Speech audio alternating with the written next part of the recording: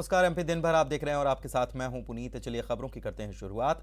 मुख्यमंत्री शिवराज सिंह चौहान ने आज रायसेन के बेगमगंज में ऑक्सीजन प्लांट का लोकार्पण किया। सीएम ने वर्चुअल माध्यम से ऑक्सीजन प्लांट का लोकार्पण किया और कहा है कि हमें स्वास्थ्य सेवाओं को न सिर्फ दुरुस्त करना है बल्कि बेहतर से बेहतर बनाना है। तीसरी लहर की आशंका के बीच सीएम ने सभी जिलों को स्वास्थ्य सेवाओं को बढ़ाने के निर्देश दिए।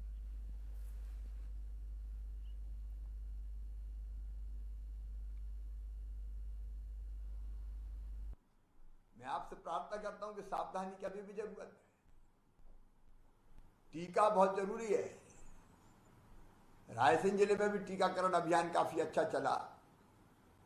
बेगमगंज में भी सबने टीका तो लगवा ही लिया होगा, क्योंकि कई लोग हाँ आए, कई लोग पहला लगवा के भूल ही गए। ये अपना शरीर में पूरा सुरक्षा चक्र तभी बनेगा जब 2 डोज लग जाए। इसलिए जिनने दूसरा डोज नहीं लगवाया वो दूसरा डोज भी जरूर लगवा लेना। रायसेन जिले को भी बेहतर से बेहतर बनाना है। बेगमगंज पीछा ना रह जाए, इसकी चिंता की गई है। उसके लिए आवश्यक धनराशि स्वीकृत की गई है। और सबसे बड़ी बात थी ऑक्सीजन की कमी पूरी करने की। मैं दानदाताओं को 165 दानदाता यहां बैठे, दोनों हाथ जोड़ के उनको धन्यवाद देता हूं। बेटे बेटियों को भी मैं आश्वस्त करना चाहता हूं, जो मेधावी हैं, अच्छे बच्चे हैं पढ़ने में, किसी समाज के हों। कमलनाथ दादा ने फीस भरवाने का हमारा फैसले ही क्रियान्वित करना बंद कर दिया, बदल दिया था। अब मेरे बच्चों फिर से स्कूल कॉलेज खुल रहे हैं। अच्छे से पढ़ना, बढ़िया नंबर लाके मेडिकल इंजीनियरिंग कॉलेज में एडमिशन हुआ तो फीस तुम्हारे मम्मी पापा नहीं, मामा ही भरवाएगा। अब कोई चिंता करने की जरूरत नहीं है। वो योजना हमने फिर चालू कर दी है। इधर बीजेपी किसान चौपाल के जरिए किसानों को साधने की कोशिश में जुट गई है। उपचुनाव वाली सीटों पर बीजेपी किसान मोर्चा अब चौपाल लगाएगा। बीजेपी किसान मोर्चा के अध्यक्ष दर्शन सिंह चौधरी ने कहा कि बूथ स्तर पर प्रभारियों को नियुक्त किया गया है। चौपाल को लगाने का मुख्य उद्देश्य वोटर तक किसान हितैषी योजनाओं की जानकारी पहुंचाने का है। विपक्ष के भ्रम को दूर करने के लिए किसान मोर्चा के कार्यकर्ता किसानों के बीच जाएंगे। किसान चौपाल में हम मध्य प्रदेश की किसान हितैषी और मध्य प्रदेश नहीं देश का जो किसान चेहरा है मुख्यमंत्री के रूप में, वो हम सबका गौरव माननीय मुख्यमंत्री शिवराज सिंह जी चौहान है। और उस चेहरे के नाम से किसानों में मैंने भी समस्त विधानसभाओं का दौरा कर चुका हूं। बहुत जोश है। बिजली को लेकर, खाद को लेकर, पानी की जो व्यवस्था सुधरी है उसको लेकर, किसानों की सब्सिडी को लेकर, इन सब मुद्दों को लेकर हमारी चौपालें लगेंगी। मध्य प्रदेश में 4 सीटों के उपचुनाव में असंतुष्टों को साधना बीजेपी और कांग्रेस दोनों के लिए बड़ी चुनौती बन गया है। असंतुष्टों को साधने के लिए बीजेपी के दिग्गजों को जिम्मेदारी दी गई है। खंडवा सीट पर बीजेपी के प्रदेश अध्यक्ष वीडी शर्मा ने असंतोष थामने के लिए 2 दिन का डेरा डाल रखा है। वीडी शर्मा बुरहानपुर पहुंचे और बीजेपी के उम्मीदवार ज्ञानेश्वर पाटिल के समर्थन में माहौल बनाने में जुट गए। जोबट सीट पर सुलोचना रावत के प्रत्याशी घोषित होने के बाद पार्टी के अंदर बगावत के सुर तेज हैं। पार्टी ने यहां पर भी असंतोष को थामने के लिए दिग्गजों की टीम तैयार कर दी है और बीजेपी पूरा जोर लगा रही है। इधर उपचुनाव वाली सीटों पर सिर्फ बीजेपी ही असंतुष्ट हो ऐसा नहीं है, बल्कि कांग्रेस के अंदर भी घमासान मचा है। खंडवा सीट पर कांग्रेस नेता अरुण यादव अपनी ही पार्टी के बयान पर अपने ही बयान से पार्टी को कहीं ना कहीं डैमेज कर रहे हैं, ऐसा माना जा रहा है। वृक्षों की जड़ें मजबूत होती हैं तो वो गिरते नहीं है, ना हिलते हैं आंधियों में। तो बीजेपी में डैमेज कंट्रोल जैसी कोई बात नहीं है। ये एक कार्यकर्ता भाव से चलने वाला संगठन है, जिसमें जिस दिन एक वरिष्ठ नेतृत्व किसी कार्यकर्ता के नाम पर मोहर लगा देता है, सभी कार्यकर्ता उसको जिताने के महायज्ञ में अपनी आहुति डालते नजर आते हैं। और ये सब चीज़ें तो बीजेपी में पूछी जानी चाहिए कि हर्ष सिंह को कैसे मनाएंगे, जो उनके पिताजी का वर्चस्व था 25 साल से, कैसे मनाएंगे अर्चना चिटनीस से बताएं, कैसे मनाएंगे। और जो मोघे जी और सब टिकट मांग रहे थे, वहाँ तो घमासान चल रही है। और वो घमासान का नतीजा ये होगा कि कांग्रेस चुनाव लड़ती रहेगी। इनमें खंडवा बुरहानपुर लोकसभा उपचुनाव में टिकट की दावेदारी को लेकर बीजेपी में हो रहे विवाद की अटकलों को उस वक्त विराम लग गया जब दिवंगत सांसद नंद कुमार सिंह चौहान के बेटे हर्षवर्धन शाहपुर में आयोजित बीजेपी के युवा सम्मेलन में प्रदेश अध्यक्ष वीडी शर्मा के साथ मंच पर नजर आ गए। उन्होंने कार्यकर्ताओं से अपील की कि ये दिवंगत सांसद नंद कुमार सिंह चौहान की परंपरागत सीट है और इसे किसी कीमत पर दूसरे दल की झोली में नहीं जाने देना है।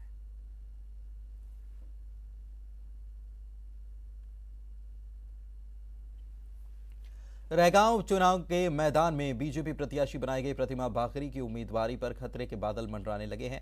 प्रतिमा बाकरी का नाम सतना की 2 अलग-अलग विधानसभाओं नागौद और रैगांव के गांवों की मतदाता सूची में दर्ज है। इस जानकारी ने बीजेपी और बीजेपी प्रत्याशी दोनों की मुश्किलें बढ़ा दी हैं। हालांकि पार्टी का कहना है कि प्रतिमा ने नागौद विधानसभा क्षेत्र के ग्राम अमदरी की वोटर लिस्ट से अपना नाम काटने का आवेदन देकर पावती ले ली है। कहाँ पे रहते हैं, क्या काम करते हैं? मैं एग्रीकल्चर इक्विपमेंट का काम करता हूँ। राजेंद्र नगर गली नंबर 10 सतना में रहता हूँ। आपका मतदाता सूची में नाम कहाँ पे जुड़ा हुआ है? अमदरी में। अमदरी में। जी। कोठी में कब से रह रहे हैं आप? हाँ? कोठी में कब से रह रहे हैं? हनुमान प्रसाद तिवारी जी के यहाँ। कोठी में? हाँ। कोठी में प्रतिमा जी रहती है, मैं भी रहता हूँ। हाँ, कहाँ किसके यहाँ रहते हैं? अभी आप ही ने बताया ना कि कहाँ किसके यहाँ रहते हैं? हनुमान प्रसाद तिवारी आप ही ने बताए हैं। वार्ड नंबर क्या है? वार्ड नंबर 2 है शायद। हाँ। कितने कमरे का मकान लेकर रखा है आपने? अब ये सब मेरे विषय में मैं नहीं रहता उधर, ज़्यादातर नहीं जान पाता क्योंकि मैं राजेंद्र नगर में ही रहता हूँ।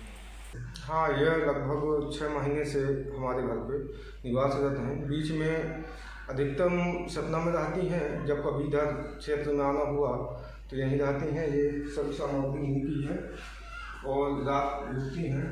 कई बार परिवार के साथ आती हैं, कई बार अकेले ही आती हैं और कई बार रह चुकी हैं।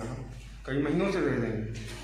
इस प्रकरण में भी यही स्थिति है कि जनप्रतिनिधि अधिनियम के तहत जो रिप्रेजेंटेटिव ऑफ पीपुल्स एक्ट है, उसकी धारा 17 भी यही कहती है कि किसी भी व्यक्ति को एक ही स्थान पर अपना नाम लिखाना चाहिए और उसके बाद जो है तो यदि कोई व्यक्ति इसका उल्लंघन करते हुए अन्य जगह नाम लिखा है उसने और उसका दुरुपयोग किया है तो धारा 31 के तहत जो है वो दंडनीय अपराध की श्रेणी में आता है। इधर खरगोन के सनावद में कांग्रेस कार्यकर्ताओं के साथ बैठक में एक बार फिर से पूर्व अध्यक्ष अरुण यादव का दर्द छलका। संबोधन के दौरान यादव ने साफ कहा कि बूथ पर पार्टी की हालत खराब है और कड़की चल रही है।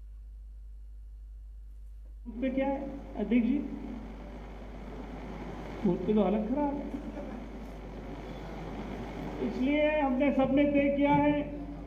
तय तो इसने किया, मैं तो इनका कार्यकर्ता हूँ। प्रभारी महोदय 2 प्रभारी आए हैं, सोनिया जी ने भेजा है। देखो भैया, चुनाव कड़की में लड़ रहे हैं, क्यों बोला? ईमानदारी की बात तो ये, जो मिलेगा सब आपको दे, हमको रखने वाले नहीं है। और पैसे की जरूरत कहाँ है? जब अपना बूथ जिताना है, अपने गांव की रक्षा करनी है, सुरक्षा करनी है, तो फिर पैसे कहाँ लग रहे हैं? जीजा बताओ। गृह मंत्री नरोत्तम मिश्रा ने दतिया के आनंदपुर गांव में सामाजिक कल्याण विभाग के कार्यक्रम में शिरकत की। कन्या पूजन से शुरू हुए कार्यक्रम में 40 लोगों को अत्याचार निवारण अधिनियम के अंतर्गत 33.44 लाख रुपए की राशि वितरित की गई।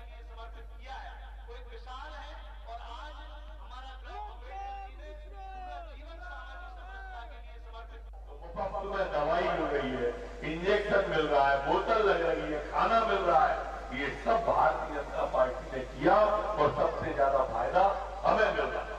51 हजार बेटियों की शादी के लिए अस्पताल में डिलीवरी को जाए तो वहां अलग से चेक 5000 की व्यवस्था। ये सिर्फ हमारे समाज को ध्यान में रख के ये योजना बनी है। गैस का सिलेंडर भी गांव में बहू को, बेटी को, हमारी को पहुंच जाए, ये बात अटल बिहारी के दिल में आई।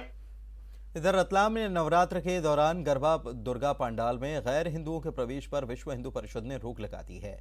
परिषद धर्म प्रसार विभाग के सदस्यों ने दुर्गा पंडालों के बाहर गैर हिंदुओं के प्रवेश पर रोक के पोस्टर लगाए हैं और लिखा इस पर कि गैर हिंदू का प्रवेश वर्जित है। इनका कहना है कि पिछले कुछ वर्षों में ऐसी घटनाएं सामने आई जिसमें गैर हिंदू युवकों ने अवांछित गतिविधियों को अंजाम दिया। भोपाल से बीजेपी की सांसद साध्वी प्रज्ञा सिंह ठाकुर कह रही हैं कि सभी मठ मंदिरों को सरकार के नियंत्रण से मुक्त कर देना चाहिए। फिलहाल कलेक्टर मठ और मंदिरों के अध्यक्ष होते हैं। साध्वी का यह बयान भी सामने आया कि उन्होंने कहा कि मंदिरों में आने वाले धन को अल्पसंख्यकों में खर्च किया जाता है, जबकि उस धन से हिंदू धर्म के प्रचार प्रसार, गरीबों के कल्याण में इस्तेमाल उसका हो सकता है। मेरी समझ में नहीं आता कि इतना ज्ञान नहीं है, साध्वी कैसे हो गई है प्रज्ञा ठाकुर जी। मैं समझता हूँ कि ये इनको खुद ही साध्वी की वो अपने आप से हटा लेना चाहिए। भाई जो भी वहाँ आता है, कलेक्टर, बड़े मंदिर हैं, कलेक्टर या बड़े अधिकारी उसके प्रभारी होते हैं वहाँ पर, और दूसरे धर्मों को कैसे चला जाएगा। क्लीन एनर्जी की ओर एक बड़े कदम के तहत Reliance New Energy Solar Limited Sterling and Wilson Solar Limited का 40% हिस्सा अधिग्रहित करेगी। प्राइमरी इन्वेस्टमेंट, सेकेंडरी परचेज और ओपन ऑफर के एक कॉम्बिनेशन के तहत यह सौदा होगा। स्टर्लिंग और विल्सन के बड़े पैमाने पर सौर सेवाएं, बिजली परियोजनाएं हैं और 11+ GW की कुल क्षमता के साथ वैश्विक पोर्टफोलियो है। इसके पहले आज देश की ऊर्जा जरूरत को पूरा करने के लिए रिलायंस इंडस्ट्री सोलर पैनल बनाने वाली यूरोप की सबसे बड़ी कंपनी REC ग्रुप का अधिग्रहण किया है। Reliance New Energy Solar limited ने $771 मिलियन में यह डील की है। REC के जरिए RIL को सोलर ऊर्जा में नई तकनीक मिल सकेगी। आपको बता दें कि REC के पास करीब 600 पेटेंट्स हैं और REC के सहयोग से कंपनी कम लागत में अधिक क्षमता के सोलर पैनल बना सकेगी। कंपनी ने हाल ही में ग्रीन एनर्जी सेक्टर में उतरने की घोषणा की थी। RIL के चेयरमैन मुकेश अंबानी ने इसे क्लीन एनर्जी को लेकर रिलायंस ग्रुप की प्रतिबद्धता का प्रमाण बताया। RIL की इस पहल से चीन पर ऊर्जा निर्भरता कम होगी और देश सोलर ऊर्जा के क्षेत्र में आत्मनिर्भर बन सकेगा।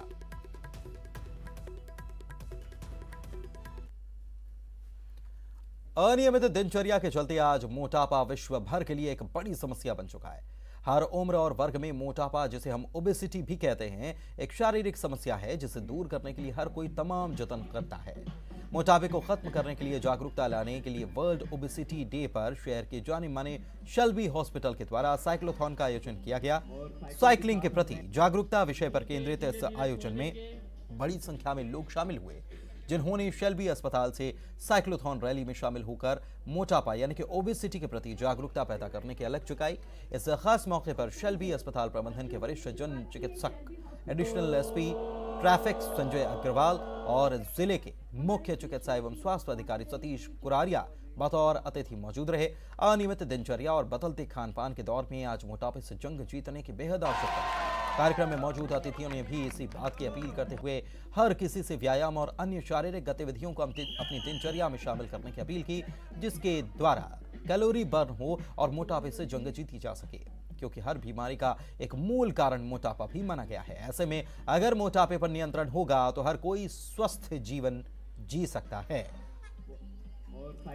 वर्ल्ड ओबीज डे के उपलक्ष्य में आज एक ये साइक्लोथॉन का आयोजन किया गया था, जिसमें काफ़ी सारे बच्चे जो है साइकिल से आज उन्होंने अपना ये दिखाने की कोशिश की है कि अगर हम जितना एक्टिव रहेंगे उतना हमारे शरीर में चर्बी कम जमेगी, और जब हमारे शरीर में चर्बी कम होगी तो हमें बहुत सारे रोगों से वैसे ही मुक्ति मिल जाती है।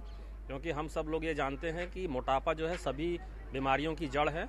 तो हम एक्टिव रहें, अपने खाने पीने पर नियंत्रण रखें और अपनी फिजिकल एक्टिविटी पर आप बिल्कुल खुले रूप से रहें। आपको जब भी मौका मिले आप अपने शरीर का इस्तेमाल करें, ताकि आपके शरीर में उतनी ही चर्बी रहे जितनी शरीर को आवश्यकता है।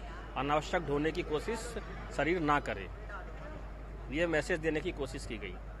आज शेल्बी अस्पताल के तत्वाधान में जो साइक्लोथॉन का आयोजन किया गया, ये एक अनुकरणीय प्रयास था। समाज में फिजिकल हेल्थ के प्रति जागरूक करना अत्यंत आवश्यक है। क्योंकि आज वर्ल्ड मेंटल हेल्थ डे भी है, तो अच्छे शरीर और अच्छे मानसिक स्वास्थ्य का चोली दामन का संबंध है। फिजिकल हेल्थ जितनी अच्छी होगी उसका मानसिक स्वास्थ्य भी उतना ही अच्छा होगा। और युवा वर्ग में एक मैसेज देना चाहिए कि शारीरिक एक्टिविटी के लिए वो लोग सजग रहें, बीमारियों से बचें, स्वयं की दिनचर्या अच्छी रखें और तरह तरह की बीमारियों। और वक्त एक ब्रेक का हो चला है, जल्द लौटेंगे, आप बने रहिए।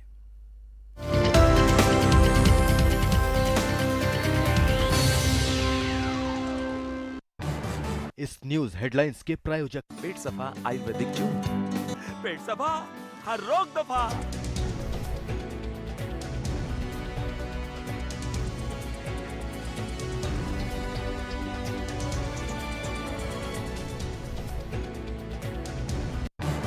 इस न्यूज हेडलाइंस के प्रायोजक पेट सफा आयुर्वेदिक जून। पेट सफा, हर रोक दफा। भारत की 3 दिवसीय यात्रा पर आई डेनमार्क की प्रधान।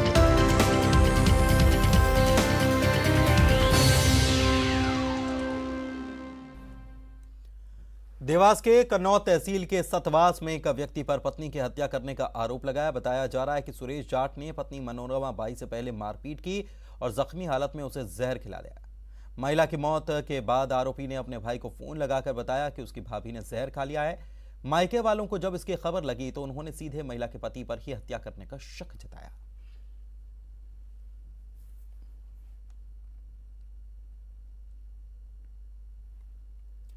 गुना में नगर पालिका ने बकाया राशि वसूल करने का अनोखा तरीका निकाला है। निगम ढोल नगाड़े के साथ डोर टू डोर जाकर बकायेदारों के घर और दुकानों पर नोटिस चस्पा कर रहा है।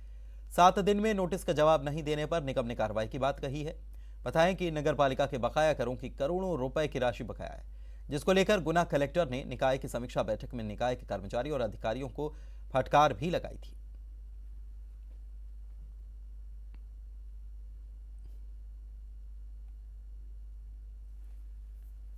इधर धार में एक समाज सेवी महिला हेमा जोशी नवरात्र में खुद उपवास पर रहने के बावजूद करीब 400 जरूरतमंद लोगों को भोजन करवा रही हैं।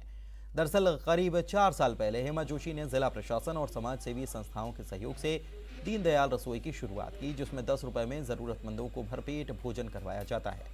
नवरात्र में रसोई में काम करने वाली महिलाओं का उपवास चल रहा है। इसके बावजूद ये यहाँ खाना बनाती हैं और करीब 400 लोगों को रोजाना भोजन करवाती है।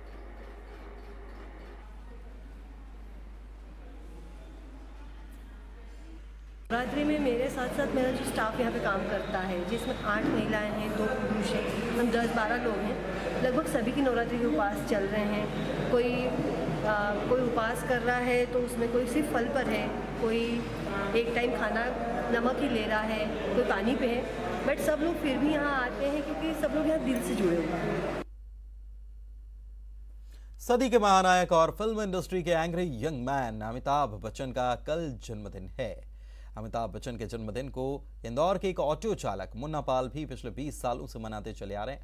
अमिताभ बच्चन के प्रशंसक उन्हें इंदौरी अमिताभ के नाम से भी जानते हैं। बिग बी के जन्मदिन को मुन्ना पाल अपने घर धूमधाम से मनाते हैं। इस दिन केक सेरेमनी के साथ साथ वो खुद के द्वारा लिखी हुई एक आरती भी अपने हीरो को समर्पित करते हैं। मुन्ना पाल की और इस खुशी में क्षेत्र के लोग भी शामिल होते हैं।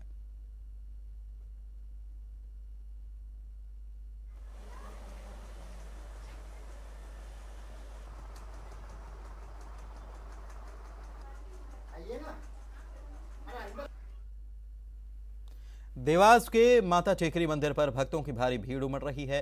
रविवार को 2.5 लाख से अधिक भक्तों ने दर्शन किए। शनिवार की रात से ही भक्तों ने अपनी मनोकामना पूर्ण होने के लिए मैया के दर पर लाइन लगाकर दर्शन किए। पुलिस प्रशासन ने भी अपनी व्यवस्थाओं को दुरुस्त करने के लिए नगर सुरक्षा समिति के साथ मोर्चा संभाला है। बता दें कि यहाँ पर माता 3 रूपों में दर्शन देती हैं, जो कि विश्व प्रसिद्ध है। यहाँ पर माँ सती के रक्त गिरने से 2 शक्तियाँ उत्पन्न हुई थीं, जिनके दर्शन के लिए दूर दूर से लोग पहुँचते हैं।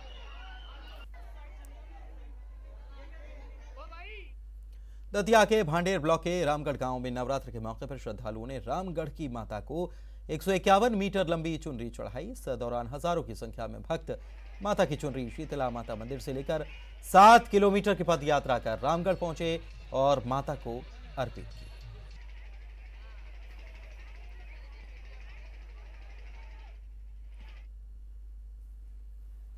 इधर धार के सुल्तानपुरा में घंटे भर की बारिश में नाला उफान पर आ गया और पुलिया पर से ऊपर से पानी बहने लगा। इस दौरान एक बाइक सवार युवक पुलिया को पार करने की कोशिश कर रहा था, लेकिन तेज बहाव के कारण युवक बहने लगा। हालांकि मौके पर मौजूद लोगों ने युवक की बाइक को युवक समेत बाहर निकाल लिया और उसकी जान बचा ली। पाकिस्तान की जेल में 16 साल तक सजा काट चुका पन्ना का युवक आखिरकार लौट आया। रेपरा के बघवार गांव का निवासी लल्लू लोधी 16 साल पहले काम की तलाश में गुजरात गया था। वहां से भटकते हुए वो पाकिस्तान की सीमा में चला गया था और 15 अगस्त को पाकिस्तान ने उसे रिहा किया था।